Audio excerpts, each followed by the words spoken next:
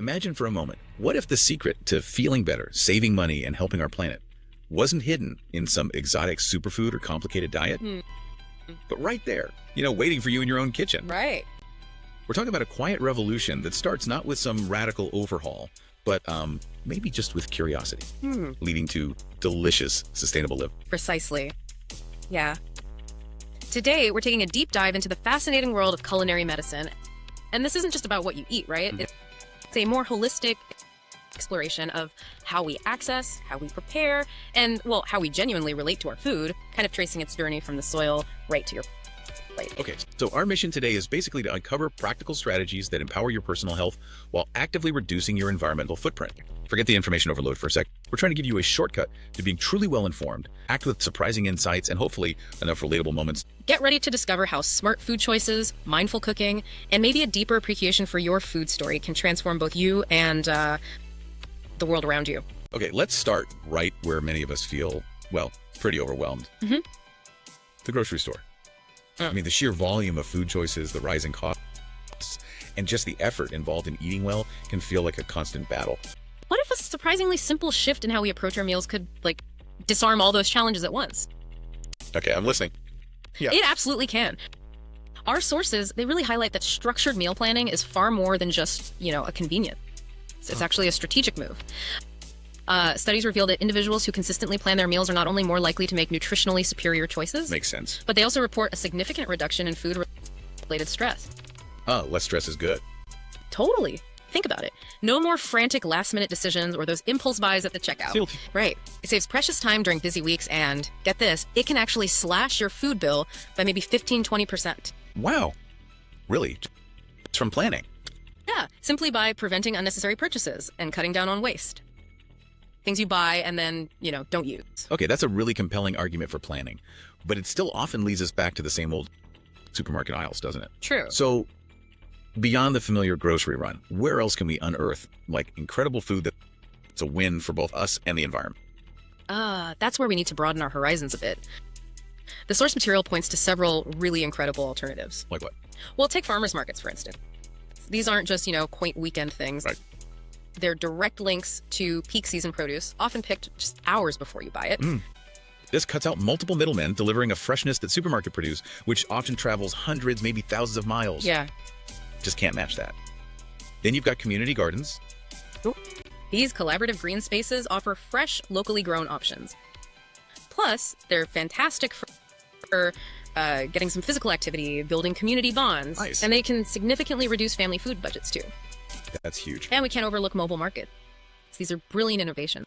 They literally bring affordable, fresh food directly into different neighborhoods. Cool. Especially targeting areas that might lack permanent grocery stores. They help bridge what people call food deserts. It's fascinating how those choices ripple out, isn't Yeah. it? When we pick local and seasonal, it's clearly not just about freshness. Not at all.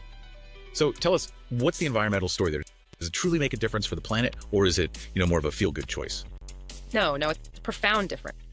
Yep. The environmental ripple effect of choosing local and seasonal foods is, well, it's significant. Also. By minimizing long-distance transportation, we're talking about a direct reduction in carbon footprint.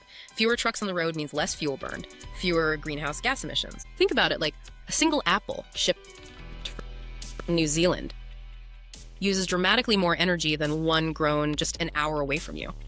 Wow. I never really thought about it quite like that. Yeah, and plus, this actively supports local agriculture. It keeps money within your community, strengthens the local economy, and helps preserve green spaces. Okay. So for you, the listener, your shopping choices aren't just about what's on your plate tonight. They're actually a powerful vote for a healthier. That's a really powerful thought. But let's be honest. For most of us, the supermarket is still going to be where the bulk of our food journey starts. That's the reality for many. So how do we, the savvy shoppers, how do we cut through all the marketing noise and navigate those endless aisles, especially when you're faced with countless options and, frankly, often confusing labels? The labels. It all starts with becoming a bit of a label detective. Yeah, detective mode on. The ingredient list is your first and most vital clue. Ingredients are always listed in descending order by weight. Right, I knew that. I think. So, if sugar or high fructose corn syrup or various kinds of fats appear as one of the first few ingredients, that's a clear signal the product is mostly made of those things and probably offers less nutritional value. Think bit like a red flag. Got it. Red flag. It empowers you. Beyond that, pay close attention to the percent daily value or percent DV. The percentages on the side. Exactly. This guide, usually based on a 2,000 calorie per day pattern, helps you quickly see if a food is high or low in a particular nutrient. Okay. For example, if a serving has, say, 20% DV or more of calcium, it's considered high in calcium. 5% or less is low. Oh, okay. 20% high, 5% low. Knowing this helps you make dietary choices that can, lower your risk of chronic diseases like heart disease, cancer, osteoporosis. Right. It really empowers you to make truly informed, nutritionally sound decisions and kind of steer clear of marketing tricks designed to distract you. Okay, so once we've stocked our kitchen like a pro, Yeah. using our detective skills, Exactly. the next big step is bringing those ingredients to life at home. Now, we know dining out and takeout are incredibly convenient, especially when life gets crazy.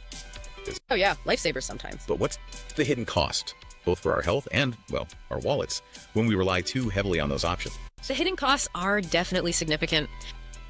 Our sources confirm that an increasing reliance on delivery, takeout, and dining out, it correlates with less nutrient-dense food choices. Surprisingly, a decline in basic cooking skills over time. Really? People forget how to cook. Well, they practice less, maybe lose confidence, and restaurants often use larger portions, way more added sugars, sodium, and unhealthy fats to make things taste amazing, You right? taste good. Which makes their food addictive. But it comes at a nutritional cost.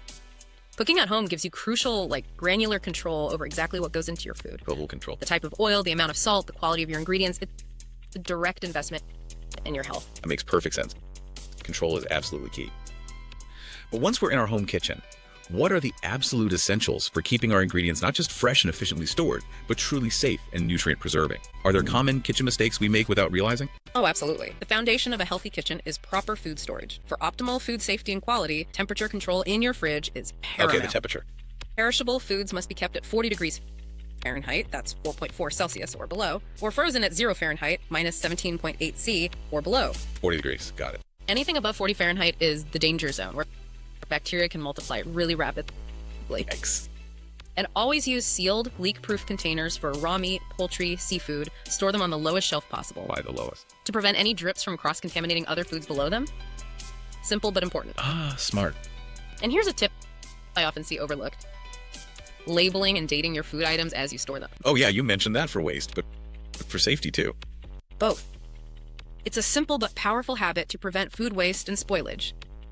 It's like having a little librarian for your fridge. Huh, I like that. Fridge librarian. And it might seem obvious, but regularly checking for expired items, wiping spools promptly, and maybe even using a simple box of baking soda can keep odors at bay and maintain a really hygienic environment. That baking soda trick actually works, doesn't it? It really does help absorb odors. See, that's such practical, actionable advice, especially the dating and labeling. But speaking of food going bad, what about all those best by, sell by, and use by dates? The dates. Are we as consumers throwing away perfectly good food unnecessarily because of them? I know, I've definitely been guilty of that. Not alone. This raises a critical point about food waste, which is just an enormous global problem. Huge. Product dating terms like best if used by before, sell by, use by, they're often about quality for the seller, not necessarily safety for you, the consumer. Wait, really? So sell by doesn't mean bad after? Not necessarily. Sell by is for the store's inventory management. Best if used by is about peak quality. Use by is usually the one most closely related to safety for perishable items, but even that can have wiggle room. These dates frequently prompt us to discard food items way before they are truly unsafe to consume. For you, this means potentially tossing food prematurely, which adds to your grocery bill and the landfill. Right. Wasting money in food. Exactly. The USDA actually provides excellent resources like their food product dating guidelines and even an app called the Food an app? Keeper. Yeah, precisely to help you understand true expiration and maximize food use. But a good general rule of thumb, trust your senses. Look, smell, feel. If it looks okay, smells okay, and feels okay, it often is okay, even if the date has passed by a day or two, especially for non-perishables. That's incredibly empowering information. Okay, so once we've navigated the dates and we're ready to cook, how do we ensure we're getting the absolute most out of our ingredients, both nutritionally and for that amazing flavor experience we want? Okay, well, it starts with your cooking fats. Not all oils are created equal, right? Definitely. Focus on nutritious options like, say, avocado oil, good quality olive oil, and oils from nuts and seeds. These provide healthy monounsaturated and polyunsaturated fats. The good fats. Exactly. Crucial for nutrient absorption and overall health, especially when compared to like highly processed vegetable oil. Right. Then when it comes to whole grain. Brown rice, quinoa, oats. Yep. Remember their unparalleled nutritional value. They retain essential vitamins, minerals, fiber, protein, antioxidants, all the good stuff that's largely stripped away in refined grains like white flour or white rice. Okay. And here's a pro tip for you from the source material. Soaking grains overnight, like oats or quinoa. Yeah. It isn't just a time-saving hack. It actually accelerates cooking time and can improve the absorption of nutrients by breaking down some antioxidants. Oh, interesting. Soaking is good. And for an extra layer of flavor, try toasting your grains dry in a pan before cooking, just for a few minutes until they're fragrant. Like before adding water. Exactly. It adds this fantastic, nutty, golden brown depth, really elevates things like quinoa or farro. Nice. I'll try that. And beyond the raw ingredients, what about the incredible magic that happens between our nose and our palate? You know, taste and smell. How can understanding that enhance our cooking? Hugely. Our senses of smell and taste are just fundamentally intertwined with our whole food experience.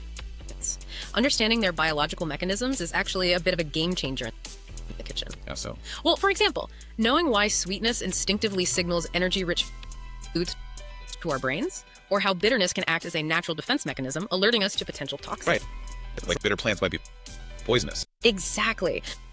Understanding that helps you intuitively mix complementary ingredients, enhance flavors, and even find suitable substitutions in recipes when you realize you're missing some. So it makes you more adaptable. Totally. It isn't just about following a recipe blindly. It truly elevates your cooking from like rote following to genuine culinary artistry. What's also crucial here is thinking about the impact of different cooking methods on nutrient retention. Ah, okay. Does boiling really kill all the vitamins? Well, not all, but water-soluble vitamins, like vitamin C and many B vitamins, are particularly delicate. They easily dissolve into the cooking water. Right. So boiling, for instance, can lead to significant vitamin C loss, sometimes up to 50% or even more, depending on the food and cooking time. Wow, half. Yeah, whereas steaming and microwaving, because they use less water and often shorter cooking times, tend to show remarkably high retention rates for these crucial nutrients. So steaming is better than boiling for, say, broccoli. Generally, yes, for retaining those water-soluble vitamins. This means a subtle shift in your cooking technique can make a massive difference in nutrient retention for you, ensuring your healthy ingredients actually stay healthy when they eat. Okay, this is fascinating. But our journey with food, it extends so far beyond just fuel and nutrients, doesn't it? Absolutely. Deeply woven into our identity, our families, our culture, our earliest memories. Yet, in our modern world, you know, diet culture, conflicting health advice, or just daily stress really can muddy that connection. It can make food feel like a chore instead of joy. That's such a profound observation. Food truly holds a unique story for each individual, doesn't it? Rooted in their environments, their families, their cultural heritage. Yeah. And the source material strongly emphasizes that while food provides essential nutrients, its impact extends far, far beyond simple biology. Adequacy, simply having enough food and flexibility, are really at the core of a healthy relationship. Flexibility, that's key. It really is. If food becomes a source of stress or restriction or guilt, it actively ceases to be health promoting, no matter how theoretically healthy the ingredients Here's are. where it gets really compelling for a lot of us, I think. Reconnecting with cultural foods isn't just about nostalgia. Not at all. It can bring immense pleasure. It can build self-efficacy, that feeling of confidence and capability in the kitchen. Yeah. And it can make healthy behavior changes far more sustainable. Yeah. It's about celebrating who you are. Absolutely. And this raises an important question. How do popular diets, the ones often trending and highly restrictive, how do they fit into this broader picture, especially when national and global dietary recommendations are increasingly promoting adaptable, plant-based, whole foods approaches? Right, like the keto diet or paleo. Exactly. Consider the standard American diet, often ironically called SAD. SAD. It's composed of over 60% highly processed food. Think packaged snacks, sugary drinks, ready-to-eat meals, largely devoid of critical nutrients. Now, while popular diets like, say, the ketogenic diet might offer short-term benefits like fat loss or blood sugar control for some people, they can also lead to deficiencies in vital micronutrients. Things like fiber, vitamin C, D, E, K, calcium, magnesium, potassium, certain B vitamins, just because their food variety is so limited. Wow, it's a lot of potential deficiencies. It can be. And even widely praised vegetarian and vegan diets, while offering many health and environmental benefits, they still require careful planning. To get everything you need. Yeah. To ensure adequate intake of things like vitamin B12, iron, calcium, and omega-3 fatty acids, which are typically less abundant or less bioavailable in plant food. Okay, so what does this all mean for you, the listener, trying to balance maybe your cultural heritage with health goals in this world full of conflicting dietary advice? How do we find that sweet spot between tradition and optimal nutrition?